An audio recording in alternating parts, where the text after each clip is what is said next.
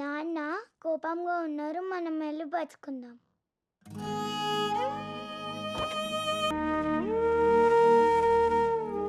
అమ్మా,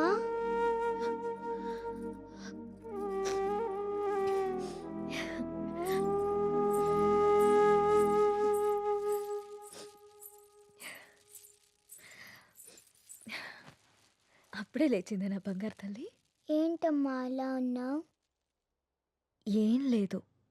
నాన్న ఎక్కడికి వెళ్ళారమ్మా? అమ్మా, నిన్నే. ఆడుకోపో. మరి స్కూల్? ఈరోజు స్కూల్కి వెళ్ళొద్దు. స్నానం చేయించి రెడీ చేస్తాను, ఓకే. సరేనా? సరే. నీకు వాటర్ టబ్లో బబుల్స్ వేసి స్నానం చేస్తాను, ఓకేనా? వావ్.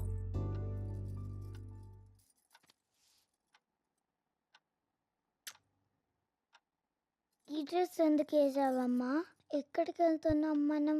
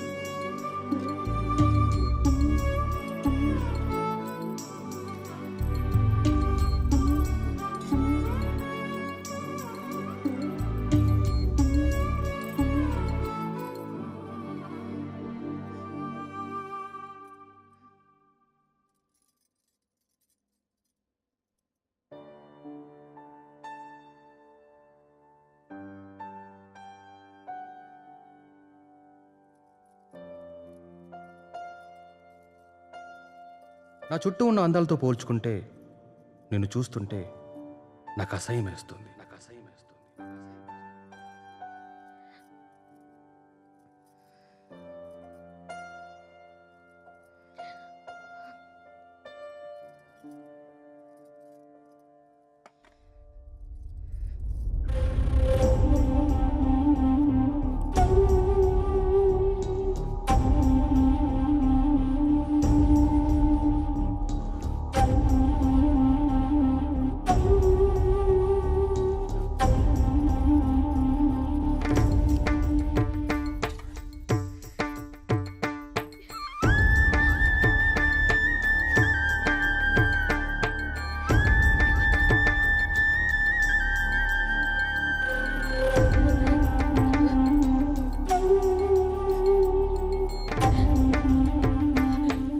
అమ్మా, ఆకలి.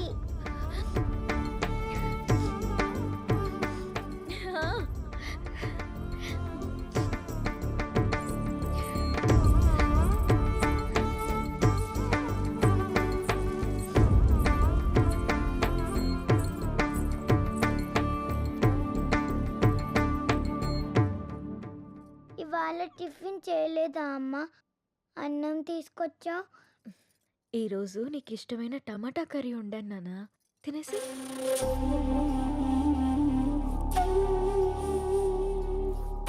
చేదుగా ఉందమ్మా, బాలేదు. బానే ఉంది నాన్న, తిను. కావాలంటే ఒకసారి నువ్వు తిని చూడు.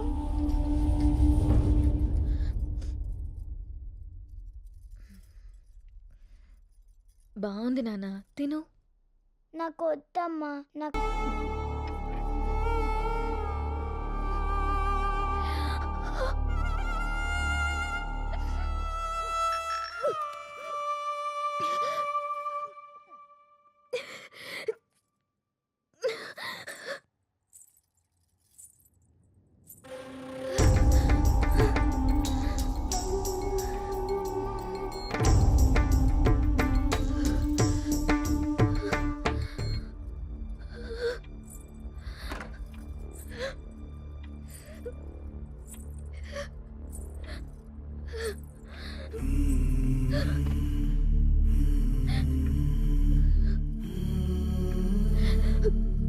అమ్మా, నిన్ను మళ్ళీ చంపేసుకున్నానమ్మా. నన్ను క్షమించు.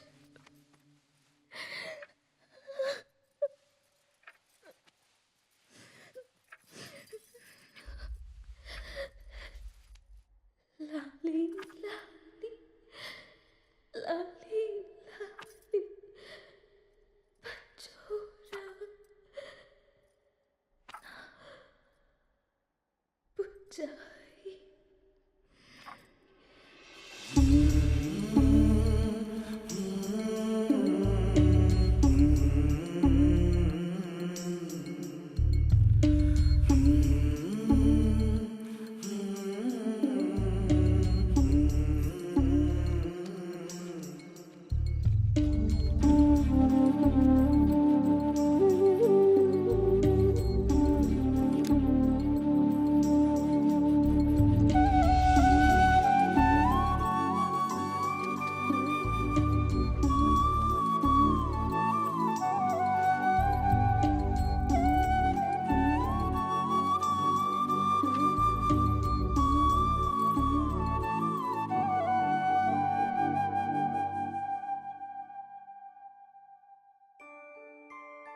అంజలి గీతిక ఇద్దరు చాలా క్లోజ్ ఫ్రెండ్స్. అంజలి చనిపోయిన దగ్గర నుంచి గీతిక చాలా డల్ అయిపోయింది. వాళ్ళ మదర్కి కూడా ఈ విషయం చెప్పి జాగ్రత్తగా చూసుకోమన్నాం. కానీ గీతిక ఇంకా నార్మల్ కాలేకపోతుంది. నేనొక్కసారి గీతికని కలవచ్చా? ష్యూర్. ఇప్పుడు వాళ్ళకి ప్లే అవర్. అదిగో అక్కడుంది. ఓ, థ్యాంక్ యూ మ్యామ్. ఇంతకు మీరు అంజలికి ఏమవుతారు? మామయ్య.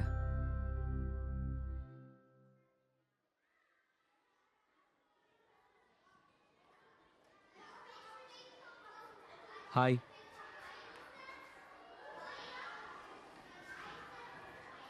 నా పేరు విక్రాంత్. నీ పేరేంటి?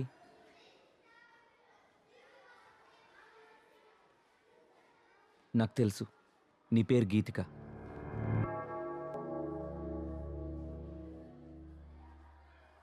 అంజలి ఎలా ఉంది?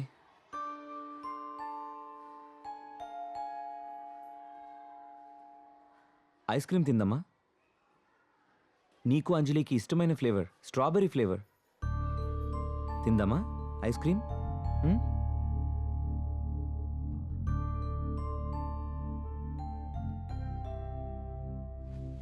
యాజ్ ఎ పారాసైకాలజిస్ట్గా నేను మీకు కొన్ని విషయాలు చెప్పాలి. Anjali Geethika close friends. ఆ విషయం మీకు తెలుసు. సడన్గా అంజలి చనిపోవడంతో గీతిక బాగా డిస్టర్బ్ అయింది. కానీ మీరు మాత్రం తనే మర్చిపోతుందిలే అని వదిలేశారు. చనిపోయిన అంజలి ఆత్మ కూడా గీతికని మిస్ కావడం మొదలుపెట్టింది. అందుకే అంజలి గీతికకు కనిపిస్తుంది. తన చేతిలో చేపట్టుకునే తన ఫ్రెండ్ని తను ఎందుకు టచ్ చేయలేకపోతుందో అటు అంజలికి ఇటు గీతికకి అర్థం కాక ఆ చిన్న పిల్లలు వాళ్ళ కోసం ఓ చిన్న ప్రపంచాన్ని ఏర్పరచుకున్నారు. ఆ ప్రపంచంలో వాళ్ళిద్దరే ఉంటున్నారు. ఈ డైరీ చూడండి, మీకే అర్థమవుతుంది.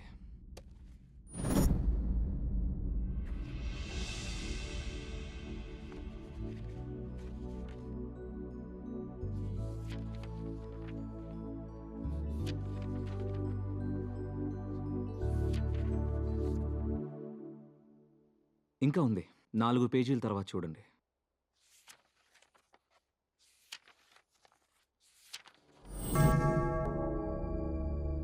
ఈరోజు డిసెంబర్ 8th, అంజలి బర్త్డే. అంజలి గీతికని ఎక్కడికి తీసుకెళ్తానని రాసిందో నాకు అర్థం కాలేదు. బట్ యు డోంట్ వరీ, అంజలి రాత్రిపూట మాత్రమే గీతికకు కనిపిస్తుంది. ఈ ఒక్క రాత్రికి మీరు గీతికని జాగ్రత్తగా చూసుకోండి. ఈ ప్రాబ్లంని నేను సాల్వ్ చేస్తాను. ఈ ప్రపంచంలో పిల్లలకి అమ్మా నాన్న ప్రేమ దొరికితే దేన్నైనా మర్చిపోతారు. ఆ ప్రేమను మీరు మీ అమ్మాయికి ఇవ్వండి. బాయ్ గీతిక.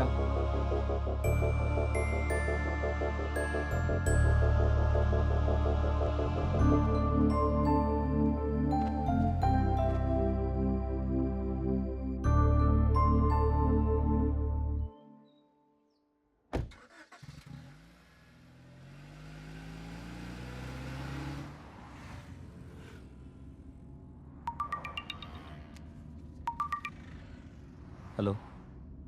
అరే విక్కీ, ఈరోజు హై లైఫ్లో పార్టీ ఉంది. నైట్ రామ్ అక్కడికి వస్తున్నాడు. నువ్వు కూడా వచ్చాయి. నీకోసం వెయిట్ చేస్తూ ఉంటాను. Okay, I'll be there.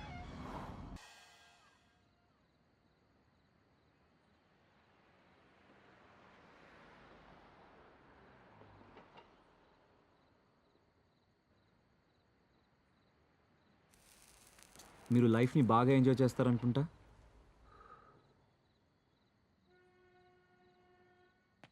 విషయం ఏంటో చెప్పు. ఎవరు నువ్వు? అసలు నన్నెందుకు ఫాలో అవుతున్నావు? నా పేరు విక్రాంత్. 3 months బ్యాక్ మీరు అమ్మిన ఆ విల్లాని నేనే కొన్నాను. విల్లాకు సంబంధించి నీకేమైనా ప్రాబ్లం ఉంటే వెళ్ళి ఏజెంట్తో మాట్లాడుకో.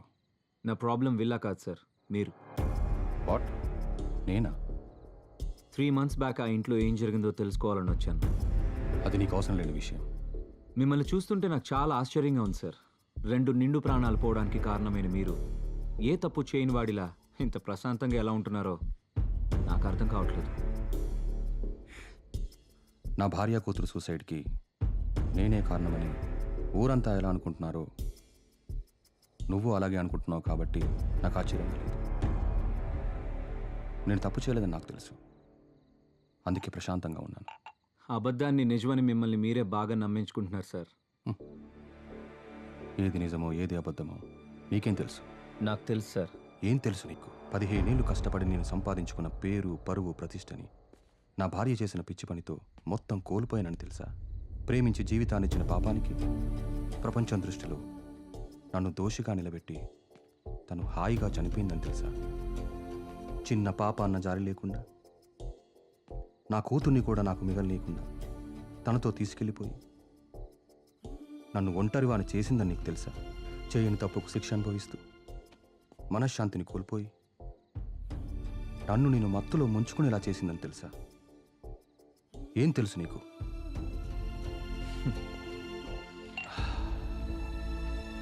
ఆనాడు రాముడు కూడా చేయని తప్పుకి సీతని శిక్షించి తానే ఒంటరిగా మిగిలిపోయానని కుమిలిపోయాడు సార్. మిమ్మల్ని చూస్తుంటే అదే గుర్తొస్తుంది. నేను ఆ ఇంటికి వచ్చాక ఏం జరిగిందో తెలుసుకోవాలని మీ వెంట పడ్డాను. కానీ అసలు ఏం జరిగిందో మీకు తెలియదని నాకు ఇప్పుడే అర్థమవుతుంది. సార్, మీరేదో కోల్పోయాను అని ఫీల్ అవుతున్నారే, నిజంగా మీరేం కోల్పోయారో మీకు తెలుసా? ఇవి చదవండి. తప్పెవరు చేశారో, శిక్ష ఎవరికి పడిందో మీకే అర్థమవుతుంది.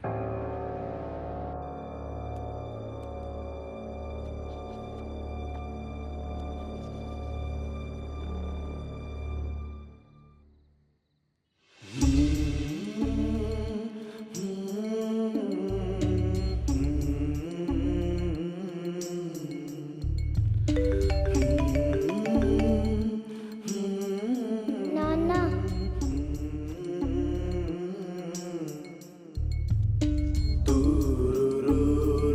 ఈ రోజు ఎందుకో కొత్తగా ఉంది.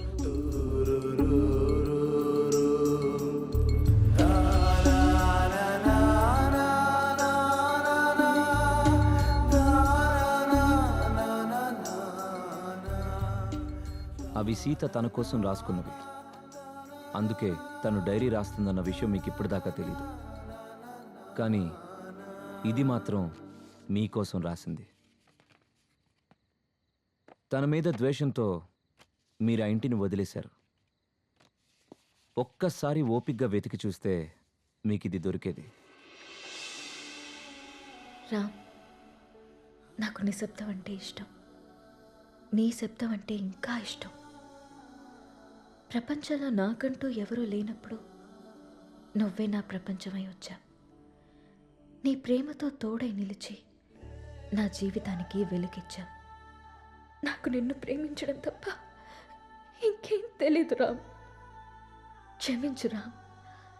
నీ కూతుర్ని నీకు వదిలే అన్నావు. నమ్మకం లేదు రామ్. నువ్వు తేలిపోతున్న ఆకర్షణ వలయాల్లో పడి నా కూతురు మరో సీత కావడం నాకు ఇష్టం లేదు. అందుకే నాతో పాటు తీసుకెళ్తున్నాను. కోరిక కలిగినప్పుడు చెప్తే వస్తానన్నావు.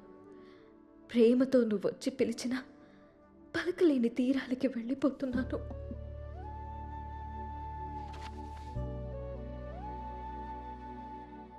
సార్, మగాడు నచ్చితే ప్రేమిస్తాడు, ఆడది నమ్మితే ప్రేమిస్తుంది. ప్రేమనిచ్చినంత సులువు కాదు సార్ నమ్మకాన్ని ఇవ్వడం. 7 అడుగులు వేస్తూ మీరిచ్చిన నమ్మకాన్ని 7 ఏళ్లు కూడా నిలబెట్టుకోలేకపోయారు. చచ్చేదాకా తోడుంటానని చెప్పారు సార్ మీరు మీ సీతకి. కానీ తను మాత్రం మిమ్మల్ని చనిపోయాక కూడా ప్రేమిస్తూనే ఉంది. అర్థం కావట్లేదు కదా సార్ నేను చెప్పేది? ఆ డైరీలో మీరు చదివింది వదిలేసి 4 పేజీల తర్వాత చదవండి.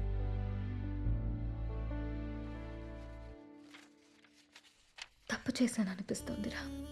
నిన్ను మార్చుకునే ప్రయత్నం చేయకుండా ఆత్మహత్య చేసుకుని తొందరపడ్డానేమో అనిపిస్తుంది. ఆ రోజు నువ్వు నన్ను వదిలి వెళ్ళిపోయాక నా జీవితంలో ఇంకేం మిగలేదనిపించింది. నీ చూపుల్లో ప్రేమనే తప్ప అసహ్యాన్ని, ద్వేషాన్ని చూస్తూ బతకలేననిపించింది. రామ్, మంటల్లో నేను కాలి బూడిదైపోయినా నీ పైన ప్రేమ ఇంకా బతికే ఉంది. నీ కళ్ళల్లో ఆ ప్రేమని, నీ మాటల్లో ఆప్యాయతని మళ్ళీ చూడాలనుంది. అప్పటికి కానీ నా ఈ ఆత్మకి శాంతి కలగదేమో. నువ్వు వచ్చేదాకా ఈ సీత నీ కోసం ఎదురు చూస్తూనే ఉంటుంది. నీ ప్రేమ వీడ్కోలు కోసం తప్పిస్తూనే ఉంటుంది. ఒక్కసారి రా, ఒక్కసారి ఈ సీత కోసం రావా? నాకు మాత్రం నువ్వు తప్ప వేరే ప్రపంచం తెలియదురా.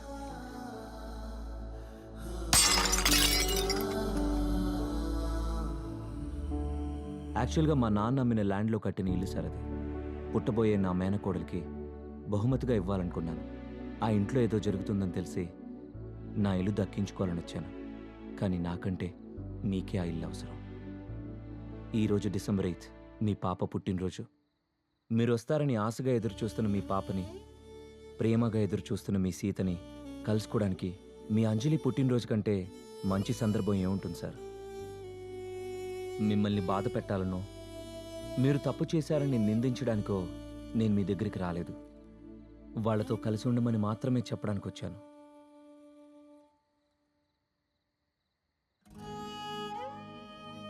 నేను ఎప్పటికి రాకపోతే నువ్వు వచ్చేదాకా ఎదురు చూస్తాను.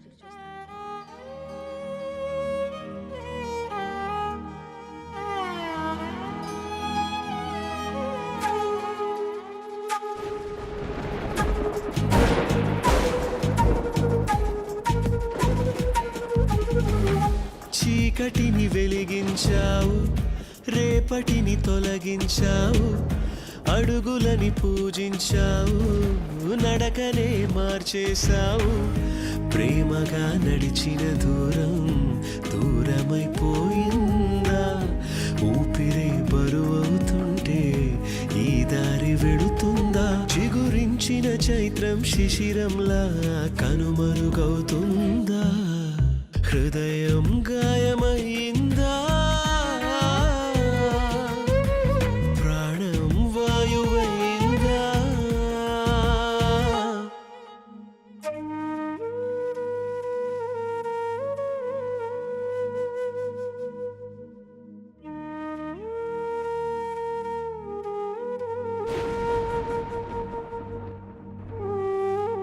సీతా, సీతా, నీ రాముడు వచ్చాడు సీత.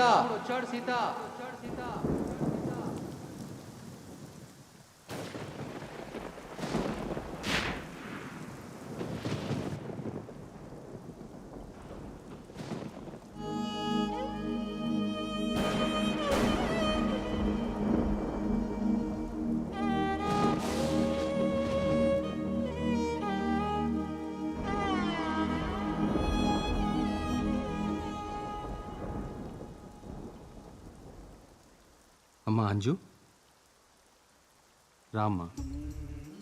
నీకోసం నాన్న వచ్చాడమ్మా. మిస్ యూ నాన్న అని రాసుకున్నావుగా. ఇంకెప్పటికీ నిన్ను మిస్ కాకూడదని నీకోసం వచ్చేసాను. ఈరోజు నీ బర్త్డే కదా, ఇదిగో చూడు నాన్న నీకోసం ఏం తీసుకొచ్చాడో. రా.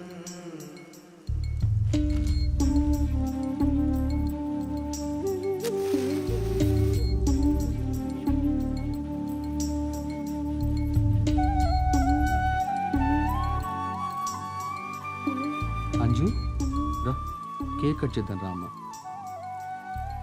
సీత, రా సీత.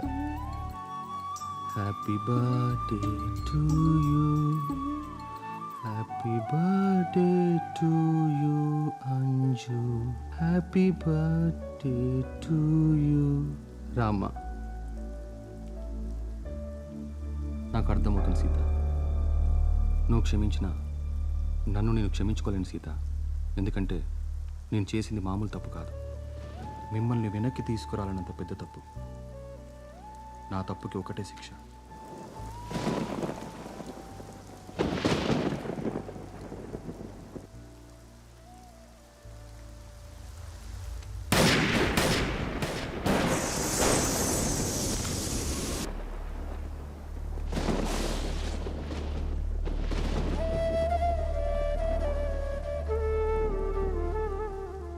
ఇలా జరుగుతుందని నేను ఊహించలేదు. సీత ప్రేమ రామ్ని చూడాలనుకుంది. రామ్ పశ్చాత్తాపం సీతతో వెళ్ళిపోవాలనుకుంది. సీతని నేను చూడలేదు, కానీ ఆనాడైనా ఏనాడైనా సీత రాముని కోసం.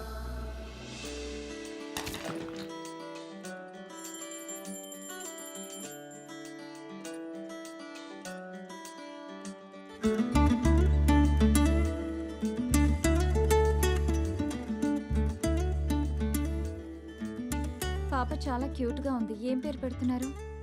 అంజలి.